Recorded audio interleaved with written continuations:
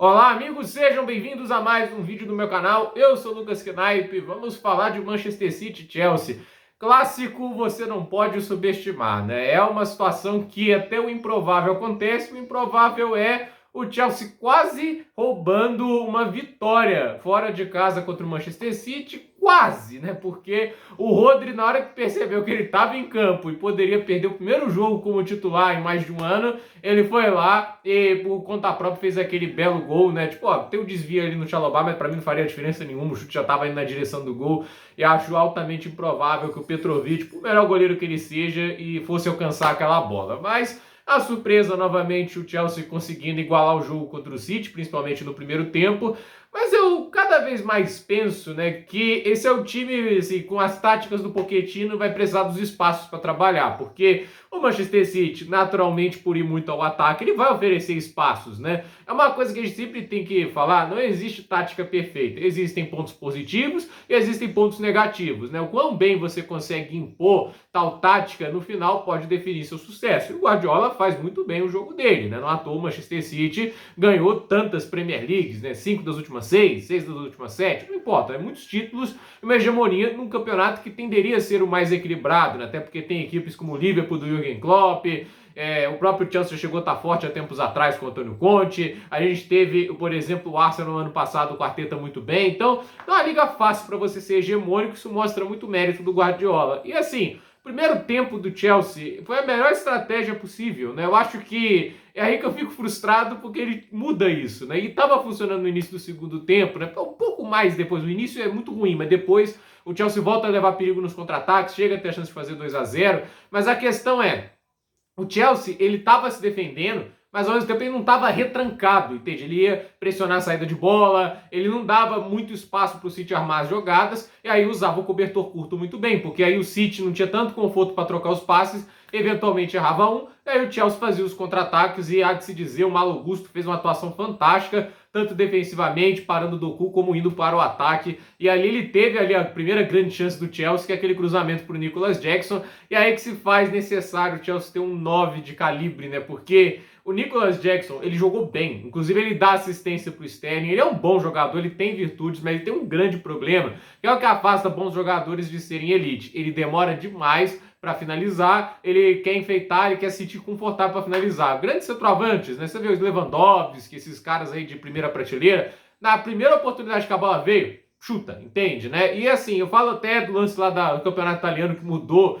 o paradigma da Juventus, que o lance do Vlahovic, ele tentou dominar, errou e aí perdeu a chance de abrir o placar contra a Inter de Milão, né? E assim, o Nicolas Jackson tentou fazer demais, o Ederson cresceu pra cima dele e ali acabou que o Chelsea perdeu a oportunidade. Mas o Raheem Sterling aqui eu estava xingando muito, mas muito mesmo, que fazia um jogo muito ruim até aquele momento, foi lá e fez valer a lei do ex, né? Movimentou-se bem, né? A marcação do City parece até que subestimou o Sterling. O Sterling é a natureza da marca, mas foi bem, limpou o Walker com muita categoria e o Ederson se adiantou demais, que facilitou o trabalho do Sterling. Aqui não vejo como um finalizador fora da curva, mas quando você fica muito adiantado aí, você tem pouco tempo para reagir, você deixa o gol exposto, né? Eu acho que esse é o principal problema do Ederson. Ele não sabe se posicionar de maneira adequada e para mim essa é a diferença até, por exemplo, de um Sommer, que em estatura não é alto, mas ele se posiciona com excelência e por isso ele está sempre bem posicionado para defender chutes, né? Muito do você defender os gols é posicionamento. O Neuer, para mim, é o melhor nesse aspecto, o Buffon também era extraordinário, então posicionamento é muito importante. Eu acho que o Ederson toma muitos gols de bobeira porque se posiciona mal. E aí, a gente tem uma situação em que o Chelsea vence o jogo no primeiro tempo, faz 1-0. No segundo, antes das alterações, ele mantinha a mesma estratégia, até um pouco mais acuado, mas de qualquer maneira, eles conseguiam ir em alguns contra-ataques, tiveram duas oportunidades, aquela mais clara de cara onde o gol não sai, e teve a oportunidade depois da substituição quando o Nkunku entra. Aí não é uma substituição tão agressiva, né? O Jackson vai pro lado, né? E aí eu vejo o grande problema de estratégia do Maurício Pochettino na partida, que para mim foi recuar demais, né? Ele devia ter sido mais agressivo. Eu acredito assim, não mudar a estratégia de jogo, mas colocar sangue novo para os contra-ataques, né? Porque ao invés dele ir para uma linha de 3, já que a linha de 4 estava aguentando naquele momento, né? Colocar ali um ponta da qualidade do Mudryk em termos de velocidade, né? pode não estar numa grande fase, mas ele tem velocidade. O Madueke também tem velocidade. Eu acho que essa era a estratégia correta. Se era para tirar o Palmer, que você fosse por um ponta. Se era para melhorar ali o meio-campo em termos de gás, colocasse o meio-campo no lugar do meio-campo. Mas o que ele fez? Fiz um 3-6-1. Só tinha um Kunku na frente e de resto você tinha o quê, né? Ali um meio-campo de 4 jogadores, que era Gallagher, Enzo, Casadei e o Gallagher, Gallagher, Caicedo, Enzo e Casadei, e aí tinha as alas, né? Esses ficaram até o final, o Tio e o Gusto jogaram super bem, há de se dizer isso. E assim, é demais, né? Você lota tanto meio campo que fica desconexo. Eu acho que essa é a questão, né? O problema pra mim é que ele deixou o time tão superlotado ali atrás que às vezes falta organização. Às vezes o segredo para deixar o time melhor não é deixar o time com mais peças na defesa para segurar o resultado, né? Às vezes você tem que deixar o time mais perigoso para os contra-ataques, para aumentar o desespero do rival. Deixou o City confortável, o Rodri conseguiu o gol de empate, e aí depois que tem um empate só dá City, porque o Chelsea não tem atacante direito, é só um Kunku jogando sozinho, né? E ele entrou mal em campo, né? Pouco ritmo também, né? Não tem jogado muito tempo, mas de qualquer maneira não entrou bem ali em campo o Christopher Nkunku. Pode, a verdade é que é um super jogador, acredito que ele vai melhorar eventualmente. Acho que para o Chelsea destaque a estratégia inicial do primeiro tempo que funcionou, mas ainda muitos problemas para atacar contra blocos muito baixos. E destaque aí para boas atuações. Hoje Caicedo e Enzo super bem. Por obrigação jogaram mais juntos e fluiu muito bem. Né? O meio-campo do Chelsea foi bem na partida. E assim, tá enfrentando o melhor meio-campo da Premier League. Né? Você tem ali um cara da qualidade do Rodri, você tem Kevin De Bruyne, Bernardo Silva, entre tantos outros nomes.